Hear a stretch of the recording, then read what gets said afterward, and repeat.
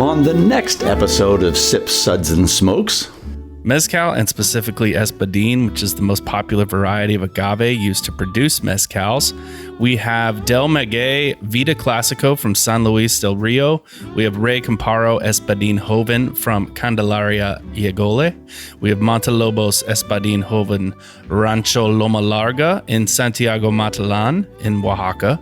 We have Vago Ensemble in Barro, a blend with 50% Espadín Joven. Gracias a Dios Pechuga de Guajolote Espadín Joven. Espadín is the most widely used agave variety for mezcal. The DO for mezcal is 9 regions, and these plants must be grown and cultivated in those regions. The vast majority of Espadín comes from Oaxaca. we'll be right back after this break.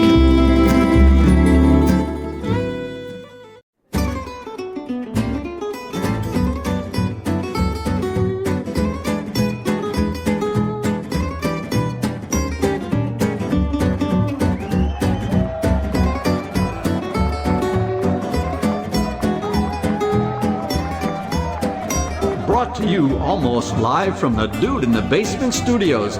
Why? Because that's where the good stuff is. It's Sips, Suds, and Smokes with your smoking host, the good old boys.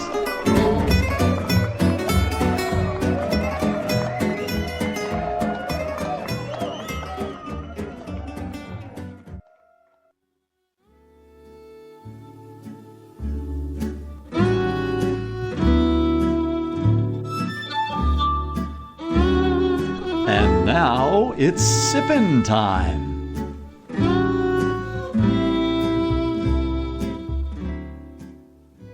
Hey, welcome to this Sips episode where everything good in life is worth discussing. We are the best thing on at 2 a.m. and we thank you for choosing to listen to us instead of the food chain and groundbreaking discussion on stadium food. This looks good, doesn't it?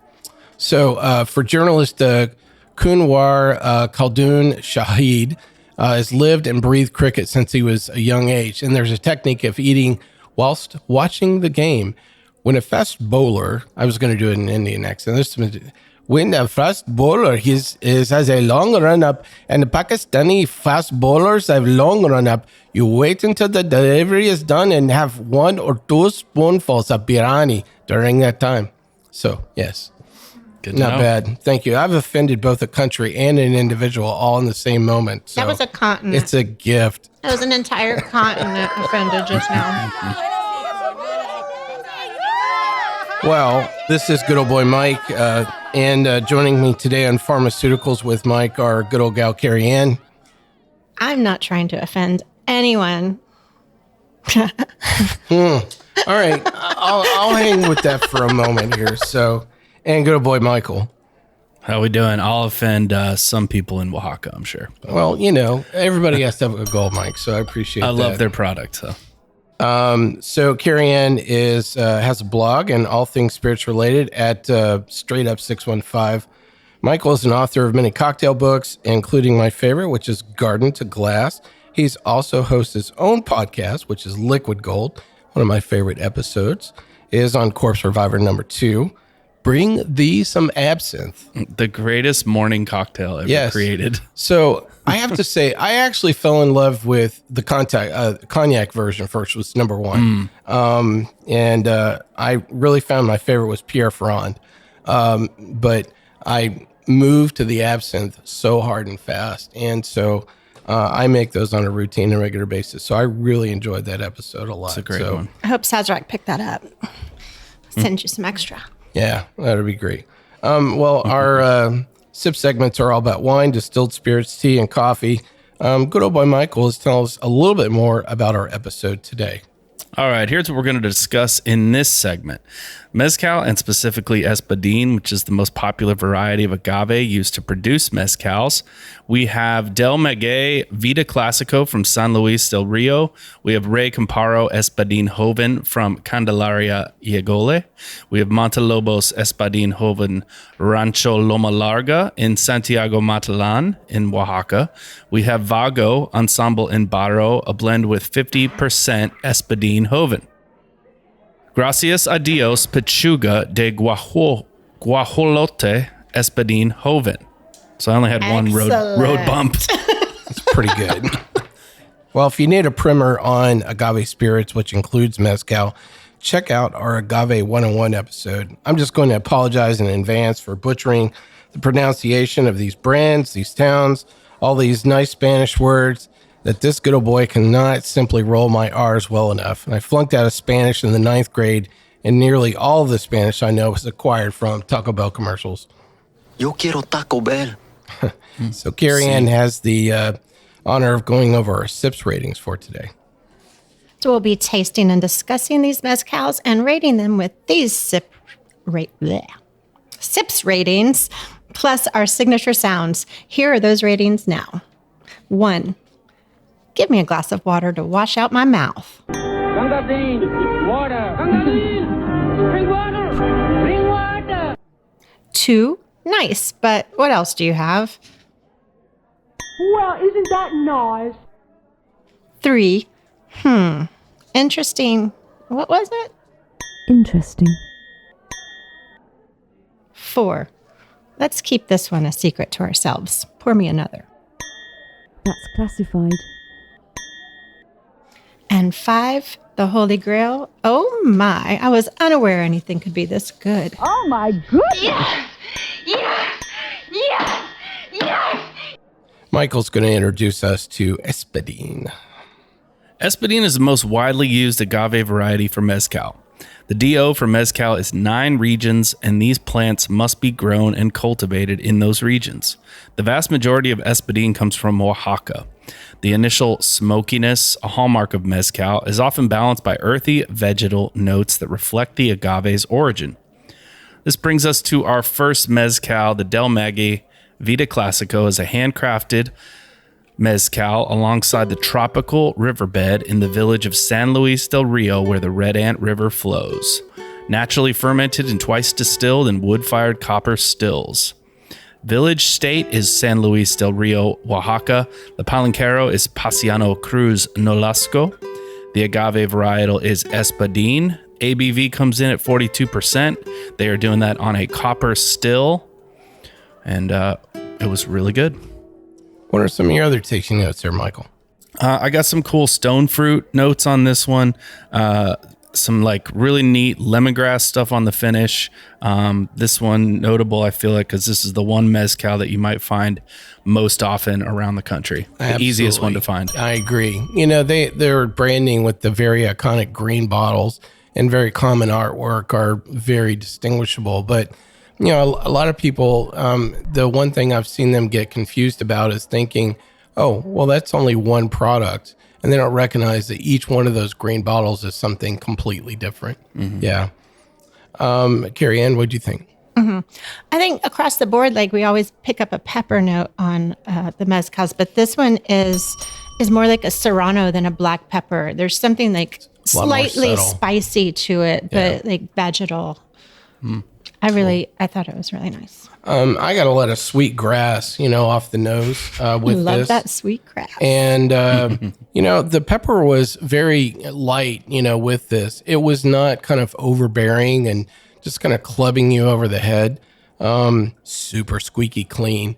I mean, it was just on and off the palate. And, you know, there was just not like a lot of things hanging around. And I really loved that. Had a very fiery, you know, pepper finish off the back end.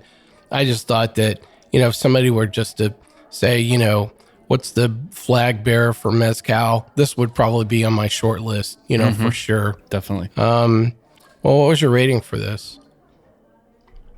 All right, we'll go with a 4 here for this. That's classified. For the Del Maguey Vida Classico, our sips rating was a 4. You know, the comments that I had, you know, kind of leading into this were just that how complex, you know, Espadín can get. And yet at the same time, it can be just like super, very iconic like this, you know, as well. And you guys are, you know, all nodding your head here. So, I mean, there's definitely a lot, you know, very iconic element in the way that, you know, Del Maguey here has actually captured that and done it so consistently. I mean, it's a product I've probably I've tasted, 5-7 years now. And it's like, man, it tastes exactly the same way today. This is the first time I tasted it. Yeah, to me, I feel like it's gotten lighter over the years because I feel like it used to be a little bit smokier back when mezcal was just starting to become a thing in the United States. But I feel like they've been smart that they've kind of gone more nuanced, lighter. That's what it seems like to me anyway, but maybe I'm just drinking more mezcal these days. I think the reason I rated it a 3 against their 4s is it lacks some of the character that I really like in a pure Espadín. Well, I think we're about to get to some of that character, definitely with some of these other products made with Espadín. So I'm looking forward to all of the ones that we're going to go in our lineup today. But I thought this was a good, opening salvo for sure. Well, we'll be right back right after this break. Hey, welcome back to Sip, Suds, and Smokes. On today's episode, we are going over mezcal and specifically talking about products that are made with Espadín. And so our first product was the Del Maguey Vida Classico, which we actually rated a 4 under protest by Cary Ann. So, Cary Ann's going to actually introduce our next Espadín product. So next up, we have Campero Espadín Joven. It is from Candelaria, Yegole, Oaxaca. It's a 48.6 ABV, distilled twice in copper stills. And the bottle we have today was made in May of 2020 from lot D5033-E. Maestro is Romulo Sanchez Parada. Candelaria, Yegole, is a sacred place. Its inhabitants number just over 100, and young people are few and far between. Hardship, lack of employment, and a bleak future have led the remaining population to migrate. In this imposing and rugged setting, where the river that meanders through the town mourns the departure of its children who head north to seek new dreams, it is the same place where nature has capriciously dotted the canyons and slopes of the ravines with agave and leaves the soil fertile after the storms. This is a place where they know how to make a mezcal. The Sanchez... The Sanchez Distillery, located in this corner of Oaxaca, has been operating for over 7 decades, and its master distillers have been making mezcal and improving upon the generational knowledge for 7 decades. Thank you. Their knowledge has given them experience to understand and respect the land, water, and fire. For several years now, this family of mezcal makers has shared their knowledge and employed several people from the community, and more recently from the region's towns. In this palenque, not only is the distillation done, but friendly ties are also forged to rebuild the community fabric and keep the mezcal tradition alive. Ray Campero describes this as having aromas of sweet agave, smoke, citrus, and vegetal notes. Flavors include agave, smoke, pepper, and often citrus, vanilla, and mineral undertones. Definitely like the vegetal green pepper stands out to me, and the lime zest those are the 2 big flavors I feel describe this one. Yeah, things got definitely kicked up, with this for sure. I wrote very pepper nose and almost like twice the pepper, on up front for this. It was, almost kind of this, attacking kind of thing, just kind of playing out. And, I had this earthy element to it. It didn't really kind of move all the way to, smoke, but it definitely had a earthy tone to it. I've definitely a peppery finish off this for sure. Pick up just the hint of smoke like on the back on the finish, but it's not like in your face. There, but it's just kind of like in the background. Yeah. Michael, what'd you think? Yeah, I thought it was really big, bold, especially compared to the Del Maguey. This one has a lot more going on. I also got some cool like spices in there, like cinnamon, clove a little bit, like some cool baking spices are in there. So just thought it was really complex, really delicious. What's going to be your rating for this? You sure that's your rating, Mike? All right. Our sips rating here for the Ray Campero Espadín Joven is going to be a 4. That's classified. And, I think the storyline here, for Ray Campero is they are very much about the people, that's in their company. That was the thing that really impressed me, is that they're kind of one of the early brand adopters, as well. And I like the fact that we've had both Del Maguey and Ray Campero, literally, back to back here. And a lot of it is even the way and the maturity that, they've been selling their products as well. They've been around, for quite some time. Now, Ray Campero doesn't have nearly the complexity of a lot of their product line, but I really think this Espadín is, I think, another great example, and yet something completely different than the Del Maguey was. So I like the story that we're kind of weaving with these products as well. All right, so we're going to change things up and with this something different, because this is our only mezcal artisanal that's actually in the lineup here. Michael's going to introduce this product, which is from Montelobos. Yeah, this is Montelobos Espadín Joven from Rancho, Loma, Larga in Santiago, Matalan in Oaxaca. ABV on this one clocks in at 43.2. This is mezcal artisanal, and the still is copper with direct wood fire. There's a roast that they do in a stone pit with encino and pine wood from lot KP6924. The maestro is Ivan Saldana and Guadalupe Garcia. They describe this as on the nose, some damp earth with freshly cut grass, honey, citrus, asparagus, and smoke. And on the palate, green maguey with nuts, earth, and smoke. I love this one, and I honestly think this would be a good introduction for a lot of people for mezcal, because it's so much lighter than, it's hard to find. I agree with all of that, except for I don't know who tasted this on their nose. I think the nose is like confectionery almost. There's something so sweet and vanilla-y, and it tastes like, or smells like baked goods. Yeah, like one of those good bakeries that makes like tres leches cake. It smells like what it smells like inside. I am not getting any damp earth here. Yeah, I mean, that was the very first thing that I wrote down was sweet. Yeah, for sure. Some of my own tasting notes here beyond just sweet, very complex. I thought it was nice and kind of easygoing. I love the finish off of this as well. I really had a tough time, putting adjectives and really kind of nailing something down, within the taste profile. It was all that complexity that I was really kind of torn about. I'm like, man, there's just 15, 20 things going on here. And it's like, how do you deconstruct, that complexity kind of going on here? So it's definitely one of those things where every time I've gone back to it, I pick up something, just different than I did in the first or the last taste, out of this.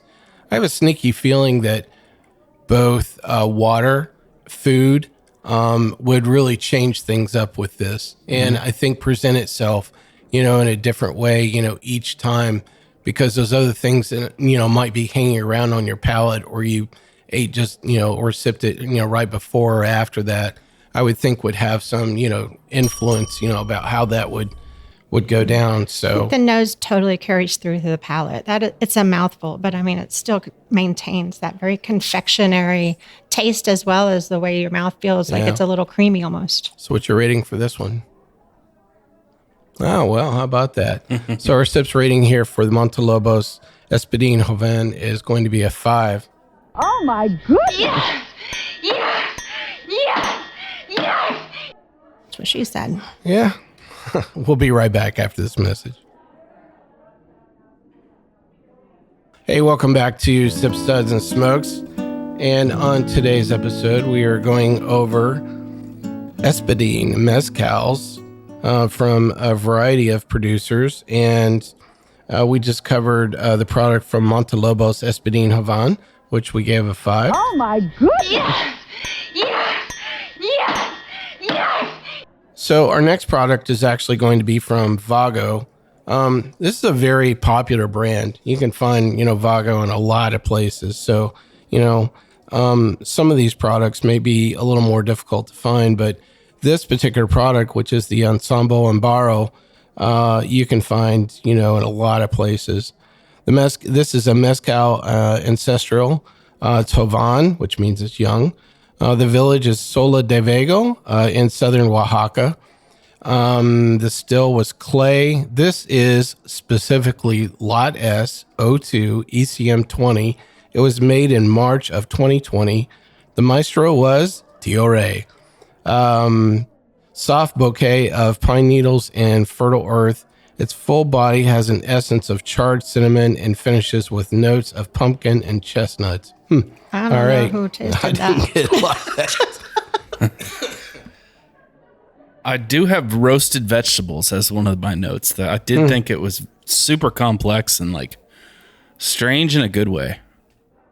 I got like the feeling of a Sichuan berry, like that numbs your tongue for a second. Yeah. And then like the taste that follows that up is a little anise. But it does have that vegetal quality, but then there's something that like literally tongue numbing for just a second. Yeah. This definitely, it played like a huge band, on my palate. Yeah, pretty much. It was a lot of heavy sugars, right up front, a lot of pepper. The body on this was really big. It tasted, 2 to 3 times the style of body that, some of these other products that we've had here. It had a really long finish off of it. Still, pepper was present off of it, but man, this thing had a lot going on, and I loved the whole thing. What's the proof on this one? It's 100 proof. Yeah. Okay, there you go. Yeah. So, a little bit more octane in the barrel as well. Yeah. I wouldn't even mind going back and trying this with a touch of water just to see if it changes, any, really that dramatic. But man, I like this a lot. And it was interesting. This was a bottle I've had for a little while, and it was a low rider, and you could tell because I kept on going back to it quite a bit, which means that I was trying it neat. I was trying it in a variety of cocktails. I was probably, tasting it in a lot of different ways. And I really, the whole Vago line is really, I've yet to have anything in their product line that I went, this one was just okay. They're all exceptional. Yeah, for sure. Really good. What's your rating here for the Vago? Oh my Ensemble? God, we agree on something, all 3. Across the board is a sips rating of 4 for the Vago Ensemble and Barro. So definitely, that would make a really nice mezcal Negroni situation. Oh yeah. It would definitely cut through all those big flavors. Mm-hmm. Anything else you would think you would do with with this one or with for the cocktails? Montelobos? I think for cocktails, this could be a really interesting one to do something really unique. Like they mentioned pumpkin, to do like a really cool like pumpkin cocktail, or a cocktail where you're using vegetables, which can be hard to do, but I would definitely try it with celery this one. juice. Yeah, totally. You could do a really amazing like mezcal Bloody Mary with this one, where it would still come through. Making watermelon rind. So, yeah. Michael, when you approach mezcal cocktails, do you start with the mezcal and then you think about what I'm going to go with that, or do you think more about the other components that you might be making with a cocktail, and then you're trying to find a mezcal to kind of fit into? It's kind of like, do you start from the top or the bottom?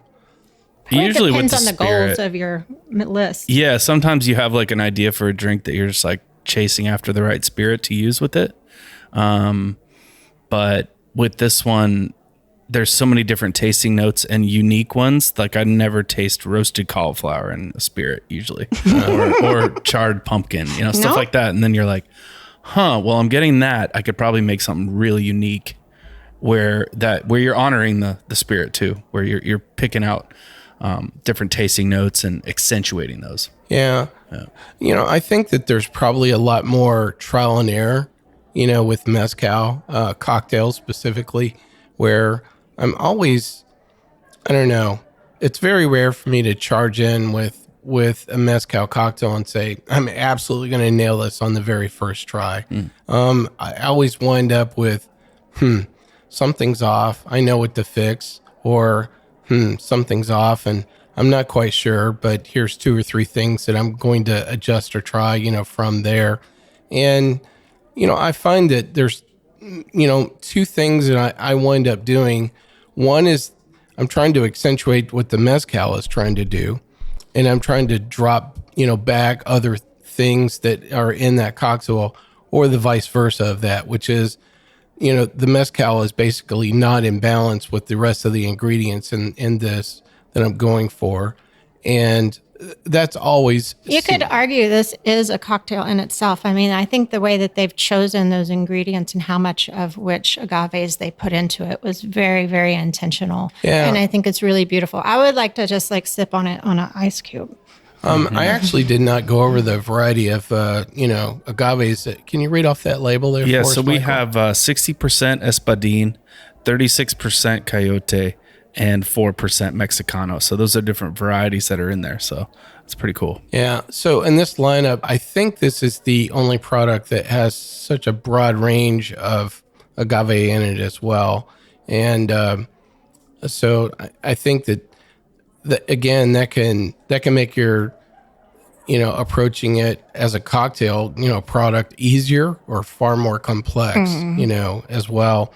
It's like that, the Del Maguey is, exactly, where you're starting. I mean, it's like somebody handing you a Blanco tequila, it's like, I know exactly what this is going to taste like every single time. Mm-hmm. So you absolutely know the baseline that you're always going to be working, as opposed to, some of these, blended mezcals. It's like, this one's going to taste this one, but, it's the next batch or the batch after that going to be, just like this. Mm-hmm. So that's always the challenge. Yeah. And it's just like mezcal cocktails are like life. When in doubt, make a margarita. And this one is I think of everything we've been tasting today, it's the finish just goes on and on and on, where a lot of them are, when we say they're clean, I mean, they're hitting you on the palate and then they're almost immediately gone. This one, it's still lingering. I think it's I might want to change my rating up. That's a big one. Mm-hmm. Are there other Vago products that you can recall off the bat about it, Michael? The elote one is awesome. It is. It's a very unique version in the lineup. And I almost, I really love that as well. But the story here that we're going over is Espadín. But I agree. I love that elote version as well. It's not as, when somebody says, I'm going after corn, it's like, whoa, this is going to be, very abrasive. And it's exactly the opposite of that. Yeah. Yeah. Delicious. Yeah. I love that one as well. Well, so far we're cooking along, and I really appreciate all of the Espadines that we've gone so far. I'm really looking forward to this next one, because it's not just about the mezcal, but it is about family. It's about festival. It is about, all of the culture that's surrounding this. And you don't get a lot of this particular product that actually crosses the border. So I'm really looking forward to not only talking about this particular product, but, you get to hear a lot more about how these products have been incorporated into the cultures, that they're made as well. So I'm looking forward, to part of that discussion. Well, hopefully you've enjoyed following along with us so far, and we'll be back right after this break. With Pachuga. With Pachuga.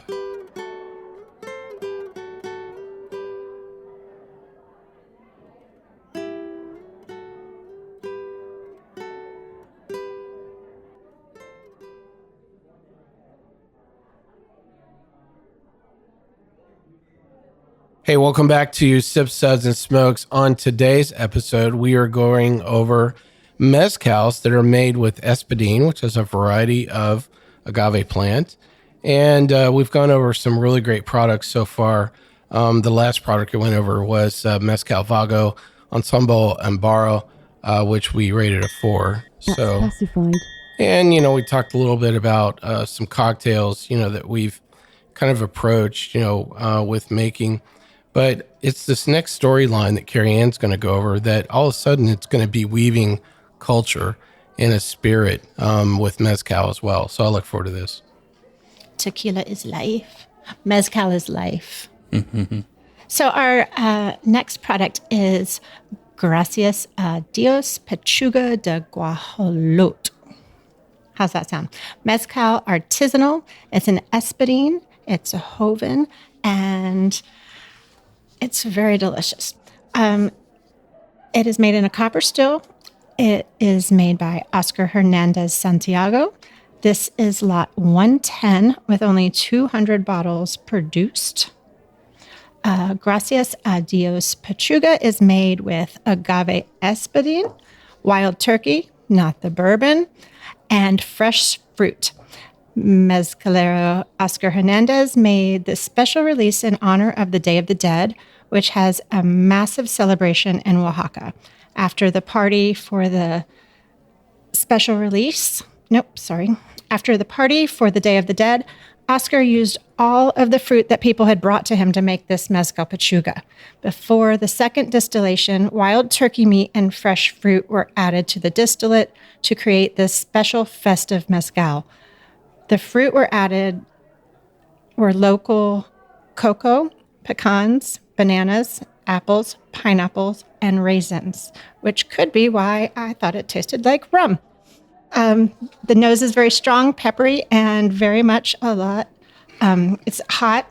It's going to give you some Caribbean flavor. I think blind tasting this, I wouldn't off the bat peg it as a mezcal, but the flavor, it incorporates a lot of like cinnamon, allspice, poblano pepper, ground white corn, and it does fill your mouth. Thick viscosity and long lasting from the rich coating. Some of my own tasting notes here. The first thing I wrote down was complex. It's just very well balanced, is the way I would describe, this. This is not more of the same. If there's a corner where which one of these things is not like the other, this is totally, in a very different experience. It was very subtle. I didn't find that there was something that was just jumping out at me that was saying, hey, this is the dominant, flavor profile. It was really good. I love the storyline as well. And it's interesting when, I always tell people when I'm traveling that the way I tend to enjoy traveling is through food. Because if you know the food of the region, you know the people of the region. And that includes, alcohol as well and other drinks and products that are available. And I think that this to me was saying, what would, the town of Santiago, Matalan, actually, taste like in a glass? And to me, that's what I'm tasting is the culture of that environment. Michael, what'd you think? I thought it was really cool. The thick mouthfeel is really nice. It makes me want to drink it like after a meal. It makes me want to drink it like after Thanksgiving or Christmas. It reminded me, one of my tasting notes is figgy pudding at Christmas. So it had that vibe to it, which was really cool. There's just not a lot of things like this. And you were talking about traveling and having cool spirits. Reminds me a little bit of Pitoro in Puerto Rico. Oh, that's an excellent example. If you're in Puerto Rico and you go to like a small restaurant, maybe at somebody's house. We went to one where it was just like a family cooking, whole red snapper. And then at the end of the meal, they would offer you their own family recipe of Pitoro. They were using like tamarind and pineapple in theirs. But I had another one when we were on the island where people were using coconut. a lot of coconut, a lot of spices. And I know that's like their own rum that they make and then add a bunch of different ingredients. Families have different recipes. They usually pull it out around Christmas time, bury it in the backyard, pull it back out. So that's it reminds me of that. That's funny. I was going to say like Clarin in Haiti, because everybody has their own way to go. It's just now commercially available in the U.S., but that's something very personal to each family and what kind of Clarin they might make or distribute amongst their friends. I think like that community, that sense of community and what it brings together. And I love the idea that this is made from the fruits that they brought this guy.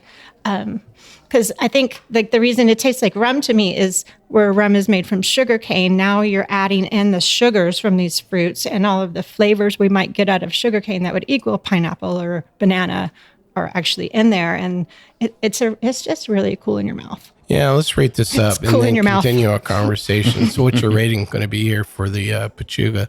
How about that? Wow. Oh my goodness. Yes! Yes! Yes! Yes! So our sips rating here for the Gracias a Dios Pachuga El Holonte. Boy, I really butchered that. Was a 5. But so the one example that I was Sorry, going to... Oscar. Yeah. The one example I was going to throw out when I think of, combining culture and a beverage is limoncello. Because, in Italian cultures, the dowry that is paid for on the bride's side is the limoncello recipe that is only passed around through a point of marriage. And it's, Spoiler, it's lemon and sugar. Yeah. Hey, I've seen a lot of nonas that go, mine is much better than yours. So, but I just, I love this storyline, but more importantly, I really, really love this. And if you can get your hands on, a Pachuga, hopefully you'll have the opportunity to enjoy it. Much like we have today. It's Anybody worried about the whole wild turkey thing? No. It is more for the ceremony of it, and the steam is going up through the turkey and then being it's dripped all back alcohol down. at the end of the day. I know. It's ornamental wild turkey.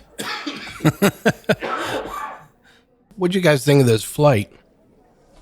I'd do it again. Great example. Really of Espadín. amazing. Yeah, all kinds of different varieties. You've got light, subtle, clean. You've got big, smacking you in the face, roasted vegetables.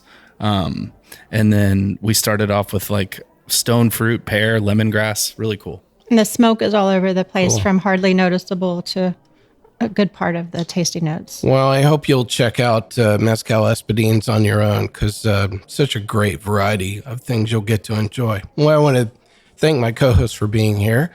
Carrie Ann, tell us anything you got going on and tell us, what's your favorite color of the day if you want to. Black, always black. I have a lot going on, which will be revealed soon. Straight Up 615 on Instagram and .com. Good old boy, Michael, thanks for being here. Tell us all about Liquid Gold with books and anything else. Yeah, you can find my books at mikewolfbooks.com. I feel like people who listen to the agave episodes would like my book Cheer, which has a whole agave section and tiki section as well. Next up, I'll be working on a book about trees. So wow, what about this Pachuca and a tiki drink? Oh yeah, Oh, definitely. Pachuga Mai Tais for the win. Mm-hmm. Interesting. Well, this is good boy Mike asking you to come back and to keep on sipping. We hope you enjoyed this episode. If you're listening to us online, do yourself a favor and tap it in. the subscribe button. Give it a little tappy. Tap, tap, tap-a-roo. The easiest way to listen to our show is to ask Siri, Alexa, Google, Uncle Larry, or whoever it is that talks to you on your phone. Play podcast Sip, Suds, and Smokes. We love your feedback, and you can reach us at info@sipsudsandsmokes.com. Our tasting notes flow out on Twitter and Instagram with our handle @SipSudsAndSmokes, and our Facebook page is always buzzing with lots of news. You'll also be able to interact with the thousands, millions, and millions of other fans on those social media platforms. Do us a favor. Take the time to rate this episode if you're listening to us online. That's a big help to us, and we get to see your feedback as well. Come back, join us for another episode, and keep on sipping.